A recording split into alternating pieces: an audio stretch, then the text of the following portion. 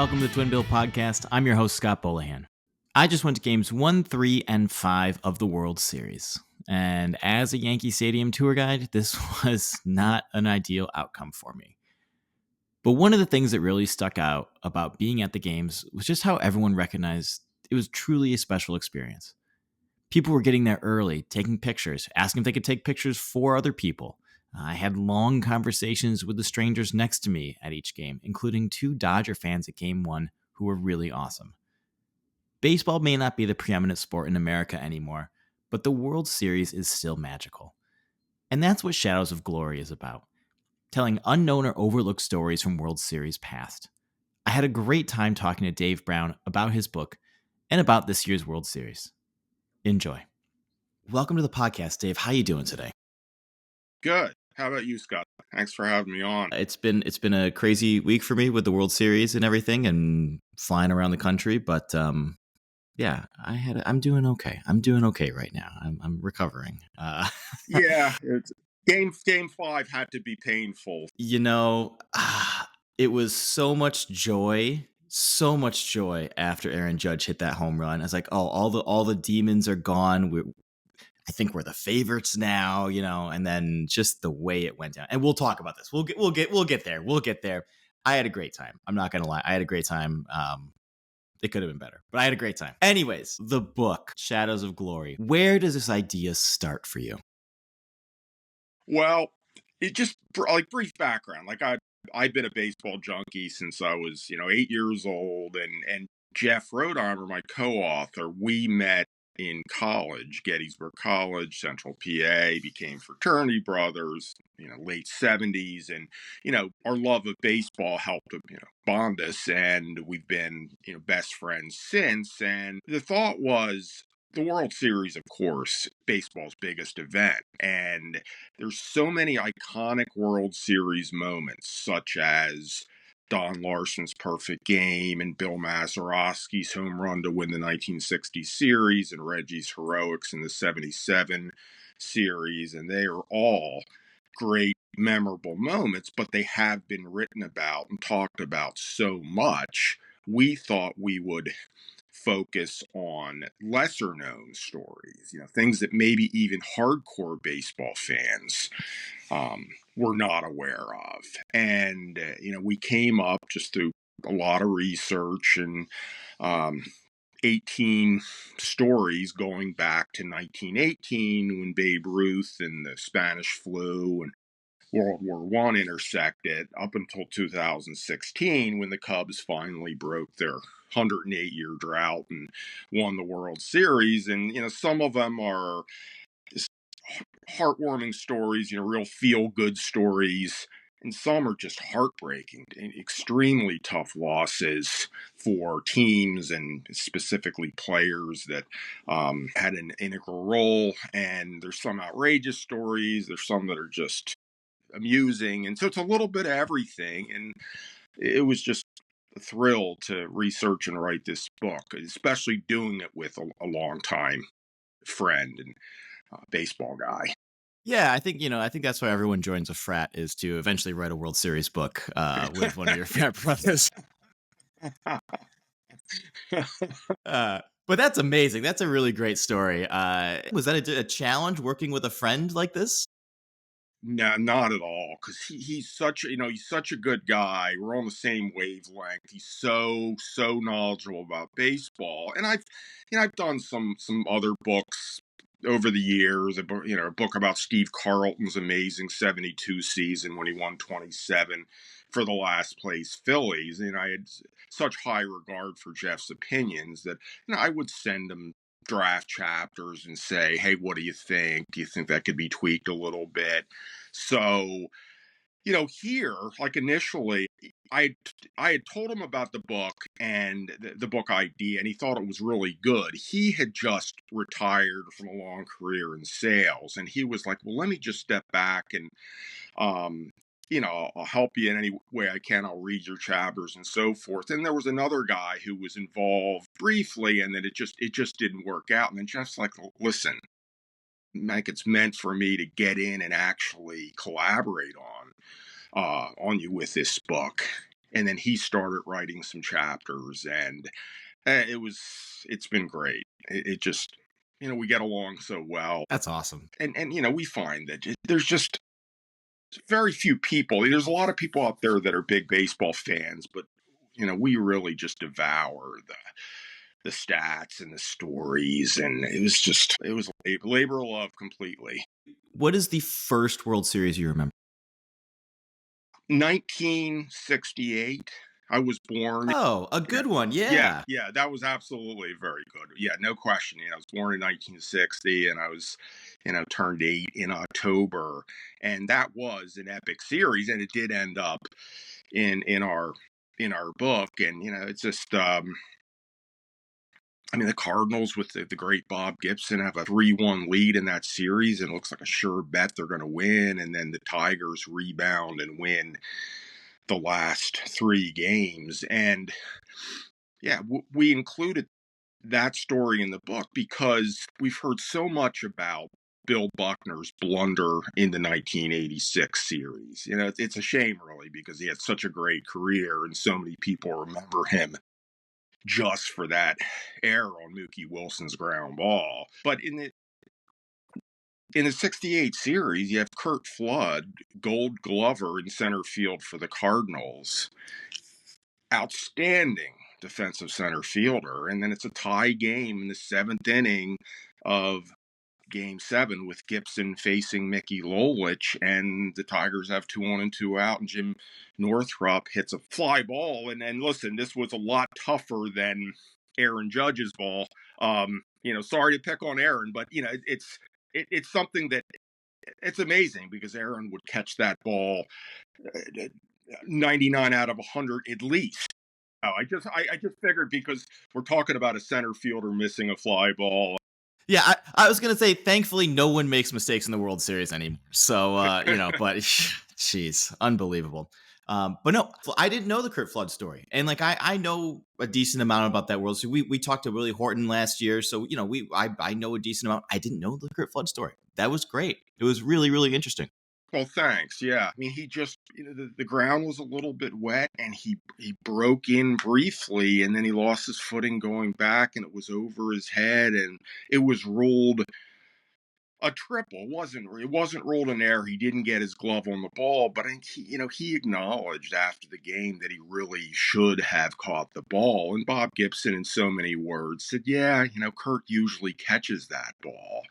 And he looked at put 2 runs on the board for the Tigers. They added a third, and then they win the game 4-1. And you don't want to cast Curt Flood as the GOAT, but it was a key misplay, and he's human. It is a fascinating World Series, especially Mickey Stanley playing out of position. Yeah, Lou Brock not sliding. All these little things, and maybe this is something that happens in a lot of World Series. Did you think this is true that there are a lot of these stories out there that we just kind of gloss over, forget about over the years?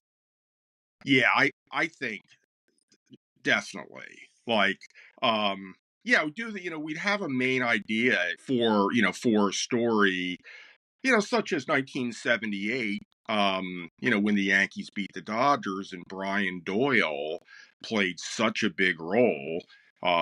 Here's a guy that ended up with 32 career hits and a 161 average, and he goes in for Willie Randolph. And, the Yankees could not have been expecting a lot in the way of offensive production. And then he goes out and gets 3 hits in games 5 and 6. And there's a big reason why the Yankees won that series. And then, but, doing the research, then, we find out about the backstory of how the Yankees were, 14 games behind the Red Sox in the summer. And then there's a newspaper strike. And, all of a sudden, um, the New York writers aren't in the faces of the Yankees players, and they attributed the turnaround to some extent to that strike because they could just focus on baseball and not the drama. And the Yankees in that era with Reggie Jackson and Billy Martin or George Steinbrenner, it was a huge amount of drama. And Billy ended up parting ways with the Yankees, and Bob Lemon came in, and yeah, what a turnaround that was. So, that was an interesting kind of backstory to Brian Doyle's heroics. So not all of these stories you were around for. In fact, a lot of them are relatively old now at this point, 100 years or so. What went into the research? How did you find all of these stories? Some of them, like we had heard about, like for example, 1929, um, the Philadelphia A's against the Cubs, and Connie Mack has just an incredible pitching staff led by Lefty Grove, and um, Howard Emke was an aging pitcher on that staff, and he was kind of at the end of the line. And Connie Mack, the manager of the A's, told him in August, "Hey Howard, listen, I just want to let you know, or we're going to have to let you go at the end of the season." And then Howard kind of prevailed upon Connie and said, "Listen, I've been pitching a long time in the majors, but I've never pitched in the World Series, and I think I got one good game left in this arm of mine." And Connie was a decent guy, and figured, "Hey, listen, why don't we just give the Cubs a big surprise, and we'll have you start in game one." And, he goes out and throws an absolute masterpiece. And it was such a gamble. You imagine a manager with all the pitchers well rested going with the number 4 starter in the opening game, but Connie Mack just had a hunch, and Howard Emke was just lights out. And I had read that story as a kid. I just it always stuck with me. I said, "Boy, that's an unbelievable story." And there were a handful of others that I had read about as a kid, but some of them we just there's so much out there on the internet, and we just scoured the internet. We read books just to find out as much as we could, like the 1925 series. Yeah, I didn't know before doing the research on this book that the Senators and Pirates played game 7 in absolutely deplorable conditions. It would just never happen now, and just rainy and muddy, and it had delayed one day, and the commissioner just said, "I don't want to delay this anymore. Let's play the game." And then after 5 innings, the Senators are leading, and the commissioner says to the owner, Clark Griffith, "Hey, listen, you're the champs. We're going to call this game." And the Senators owner said, "No, let's keep playing. Um, if we're going to win this series, this is not just going to be a gift, a 5 inning win." And then, as it turns out, the Pirates win the game, and they beat the great Walter Johnson. And yeah, I just came upon that story, and I said, "Yeah, this fits the theme of the book because it's so unusual." And yeah, it was very, yeah, very fun just researching about baseball, and back in the 20s, and such a different game that back then. And Oh yeah. uh and it's just pitchers just throwing complete games most of the time. And but they had a guy named Furpo Marbury who really became, to some extent, baseball's first closer. The Senators would go to him in late innings to nail down a win. Some we had known the basic premise of the story, and others we did know, but just found with research. That's amazing. That's great. Yeah, I would say I didn't know most of these stories. I maybe knew a little bit about it. I didn't really know the full story about it, which was fantastic. I learned a lot from this book. Uh, Awesome. did you have a favorite story in the book? I would say yes, I did. And that was, I'm a Philly guy, and there was only one story in the book about the Phillies, and that was the 2009 Phillies Yankees series. And the Phillies had beaten Tampa Bay in the 2008 series. They're looking to make it 2 in a row.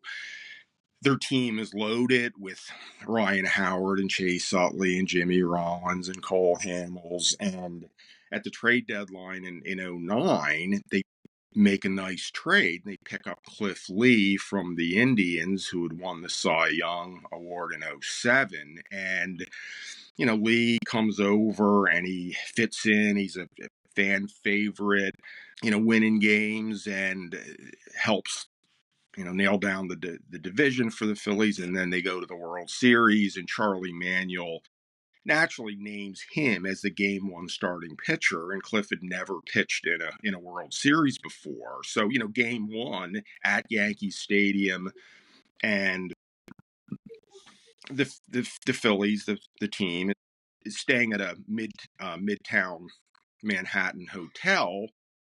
Most of the players just went up to Yankee Stadium via the team bus, but Cliff just hung back and kind of mentally prepared for the game and decided he would just take a cab up, and he heads to the stadium late afternoon, thinking, hey, I should be able to get up there in, half hour or so. And but incredibly, between Manhattan and the Bronx, there's this huge traffic jam. And yeah, the cabbie calls dispatch and then tells Cliff it's going to take 2 hours to get to Yankee Stadium, which would come right up to the start of the game. And Cliff Lee is like, and he was a pretty unflappable guy, but he was naturally concerned. You don't want to miss your game one start of the World Series. So he's calling his agent back in Arkansas and the Phillies director of travel, asking him, what do I do and how do I get out of this situation? And they both said, well, why don't you see if you can find a police officer in the area and maybe he can give you an escort up to the stadium. And there was none around, and the cab is moving ever so slowly. And then finally he has an idea. When he was pitched for Cleveland, sometimes he would take the subway from the hotel up to the Bronx, and he figured maybe that's my best bet. And he's pretty close to a subway station. He gets out and he pays a subway fare, gets on, goes, not recognized by anybody, which is surprising. Of course, it's mostly Yankees fans, but still. And then he has to change subways halfway there. So he gets up to the Yankee Stadium stop, gets off the subway, and 2009 was the first year of the new Yankee Stadium. They had played in the venerable Yankee Stadium through 2008.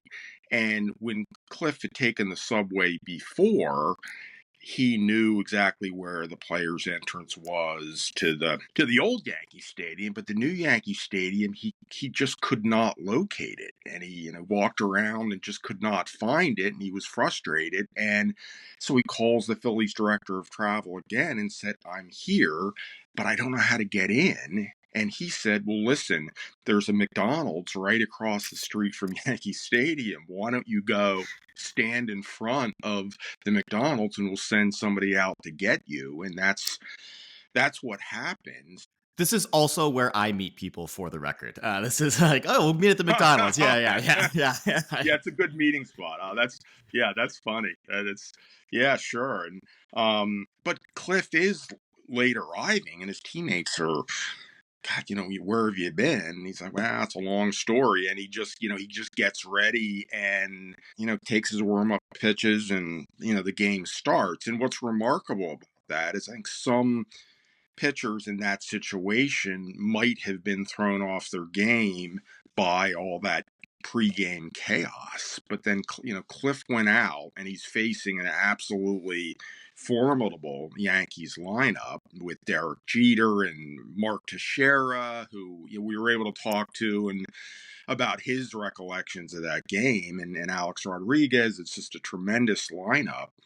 And, Cliff was amazing. He gave up one unearned run in the ninth inning. He did not walk anybody. He struck out 10 batters. And, Teixeira said it's like the greatest game by a pitcher that he was ever involved in. I mean, when Cliff was on, he just was unhittable.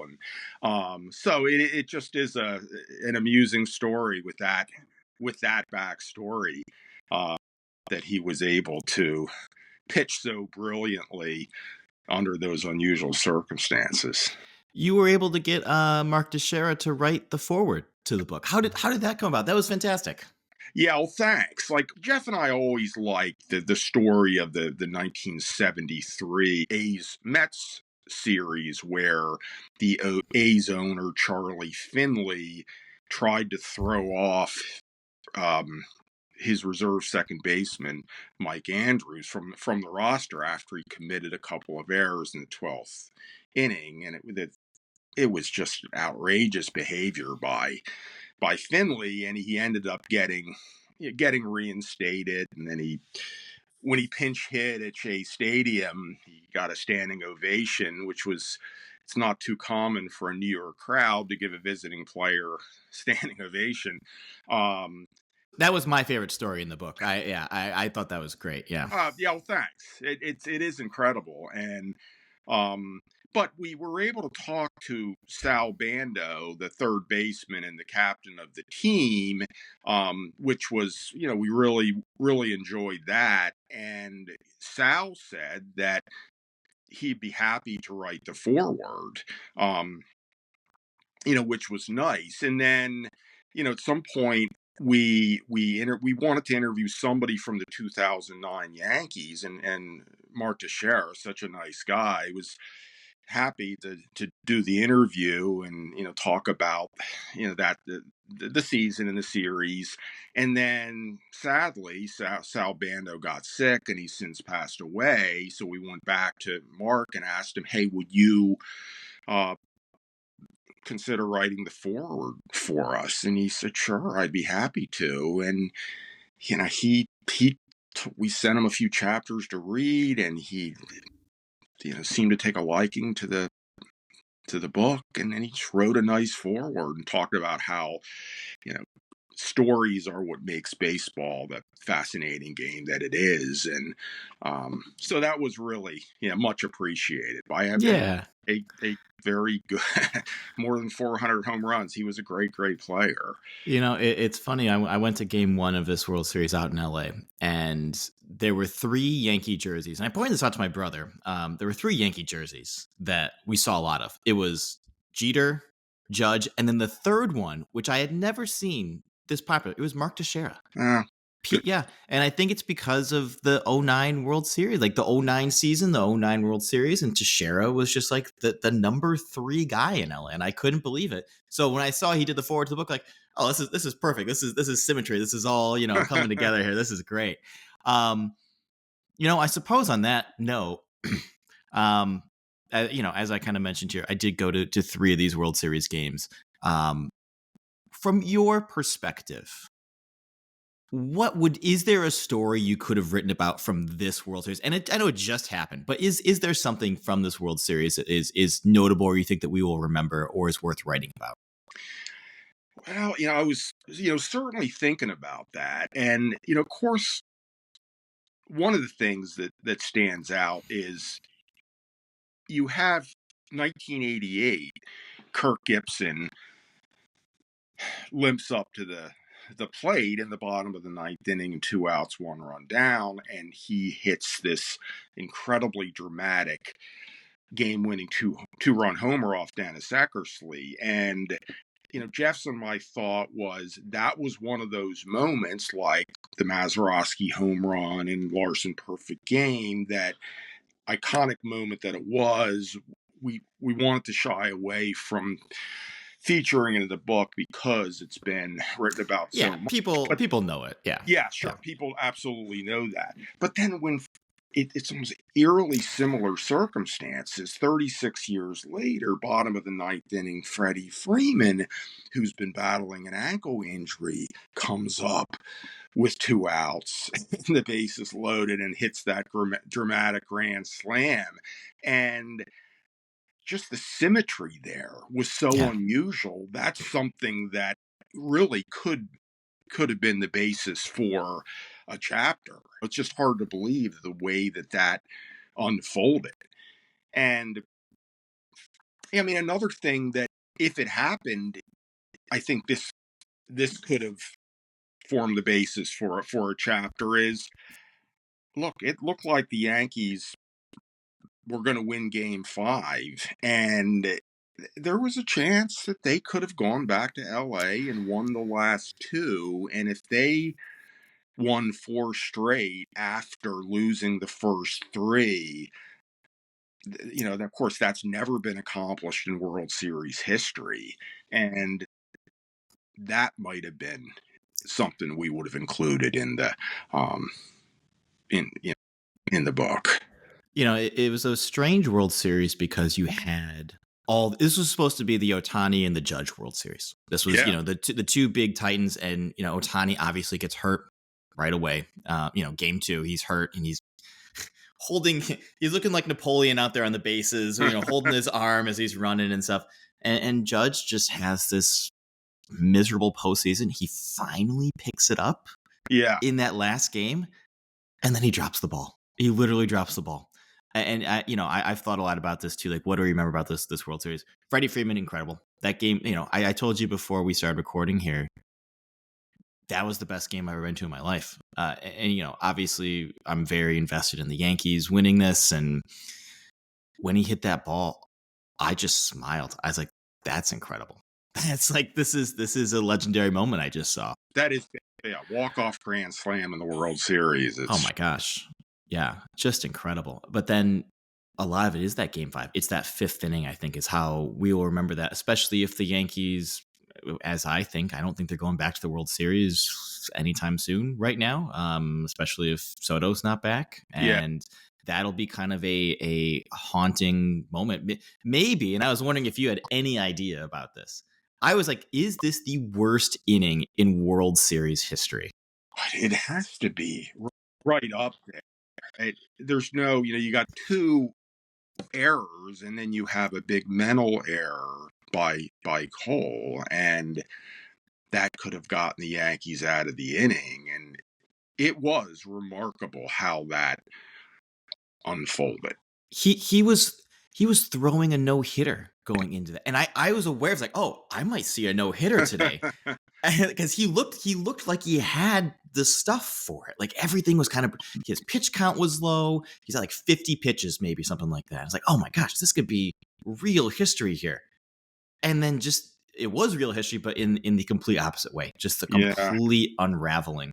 And I think that the final image, the image of Judge missing the ball and then Cole pointing at first base as Rizzo's just staying back on the ball there. But and I wonder if that will end up becoming an iconic moment that people will talk a lot about. I mean, because as you said, I think if the Yankees win that game, they have the momentum. Anything can happen. Yep. Anything can happen after that. No question. And yeah, look, the Dodgers have had their postseason struggles in recent years, and it wouldn't have been completely shocking if they, let that lead slip away. But yeah, who knows what would have happened? But as somebody like me, a baseball fan, not really caring whether the Dodgers or Yankees won, I wanted the Yankees to win that game, just to have a game six and hopefully a game seven. And I was disappointed. And then, boy, they took the lead into the eighth inning. It was tough. It really was potential for a truly think about game one. Yankees are one pitch away from going up 1-0 on the Dodgers. And then, you split the series in LA. They win 2 in New York, which they should have done. All of a sudden, they go to LA with a 3-2 series lead. Yeah. And that's a great World Series right there. But we didn't get it. No. It's frustrating because I don't think it was a classic World Series. It was the dream matchup, Yankees Dodgers, for the 12th time in history. They haven't faced each other for 40 years, and it just, I think the Yankees were just exposed for what they've been all season. But did you find yourself watching this World Series differently than you have in the past, having now written this book? I would say yes. I mean, definitely, because I'm not just sitting back, enjoying it. I'm thinking about things that are worthy of we could possibly do an updated version of the book with another chapter. So and that happened in 23. Is there something in the Diamondbacks Rangers series that could form the basis for another chapter? So yes, I definitely do watch World Series differently since we embarked on this book. So That's great. yeah. I love that. That's really great. Uh, I guess this is sort of like the big question here is what makes a good World Series story? Like if you like, what is sort of the components that go into a great World Series story or moment? I think the more offbeat it is, Mm-hmm. the more intriguing it can be to readers. And I think a good example of that is like the 57 series between the Milwaukee Braves and the Yankees. And the Yankees are leading the series 2-1. And the Braves take a 4-1 lead into the ninth inning with the great Warren Spahn on the mound. And with 2 outs, boom, the Yankees score 3 runs, tie the game, goes to extra innings. They score one in the top of the 10th. And Braves fans are just disheartened. They think that they're now going to go down 3-1 in the series. And they send up Fred Haney, the manager, sends up a pinch hitter, Nippy Jones, who had kind of an interesting story in that he played in the late 40s, early 50s, a pretty good player, had a bad back injury, out of baseball for several years, and then gets back into it. And he's but he's just he's a reserve first baseman, just had like 60, 70 at bats during the season.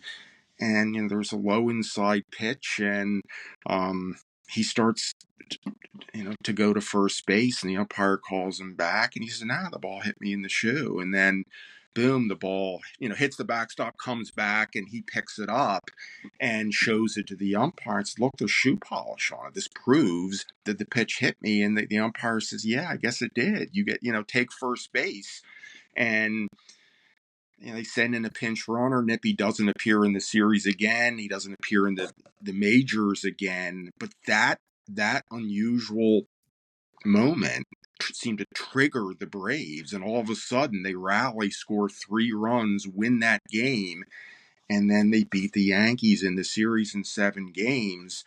And that hit by pitch, guy that Yeah. was not well known at all, triggered that comeback. And then it just incredibly ironically, 12 years later, a similar thing happens with Cleon Jones for the Mets against the Orioles, where the Mets are leading 3-1 in games, and it's the 6th inning of Game 5 at Chase Stadium, and the Mets are down 3-0, and the same script, where low inside pitch, Cleon heads to first, umpire calls him back. This time, the manager, Gil Hodges, the ball takes some crazy bounces and ends up in the dugout. And Gil Hodges comes out of the dugout with the ball. Some people suspected it might not have actually been the ball that hit Cleon Jones, that he might have just pulled a ball out of a bucket. But I think we'll give Gil the benefit of the doubt here, because he was said to have a lot of integrity. And he went to the umpire and said, "Look,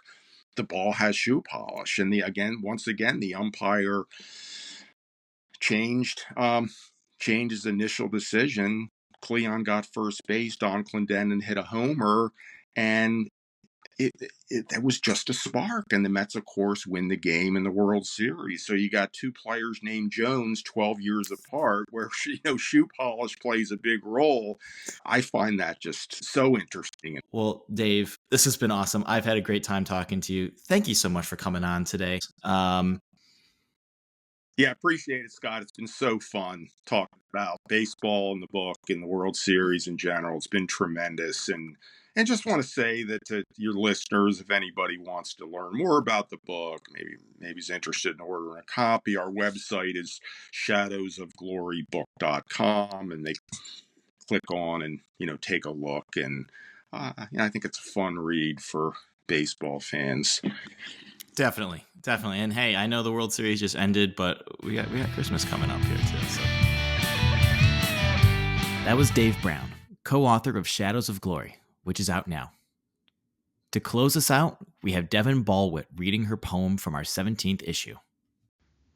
Of course, the White Sox stats got a lot worse, but we were early in the season when I wrote this poem. Bottom of the league. I fear I'm the White Sox of poetry.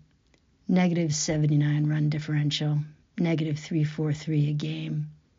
I suit up, stretch, field, and swing doggedly, but cannot shake the stats next to my name.